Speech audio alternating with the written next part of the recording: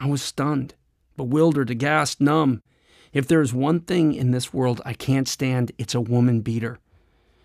I'm in no position to cast moral aspersions or assess the credibility of any other two-legged creature, but a chicken shit abuser of the fairer sex is my one permanent line in the sand.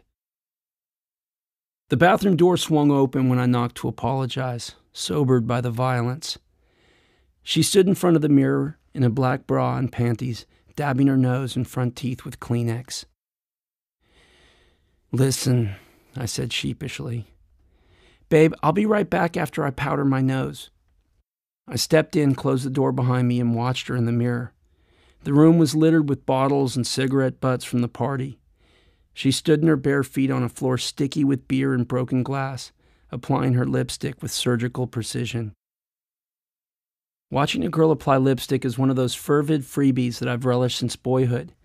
My mind vaulted back to a hospital where I sat as an 8-year-old, watching a nurse behind glass apply gratifying amounts of bright red lipstick to her heavy, generous mouth. A new feeling surged through me like electricity, distracting me, if only temporarily, from worrying about my mother, who sat across from me pale and shaking. Then to a stale classroom where I again sat, a confused 12-year-old completely giving up on the idea of excelling in the public education system as I watched Rochelle Collins roll on bubblegum lip gloss while cradling a compact in her palm. Then to a rapid-fire succession of puckered lips being decorated in reflective panes of glass, store windows, bus windows, all oblivious to my ardent stare.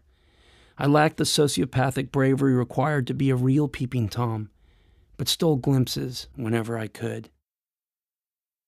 I was catapulted back to the present when Miss Thompson leaned forward and kissed her reflection in the mirror as I leered over her shoulder.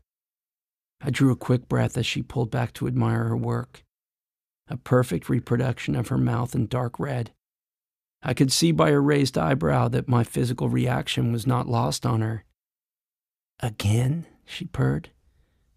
"Please," I whispered, placing the palm of my hand between her shoulder blades, guiding her back toward the mirror.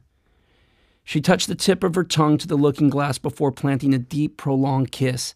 This time the result was a smear, accented with blood from the reactivated wound for which I was responsible.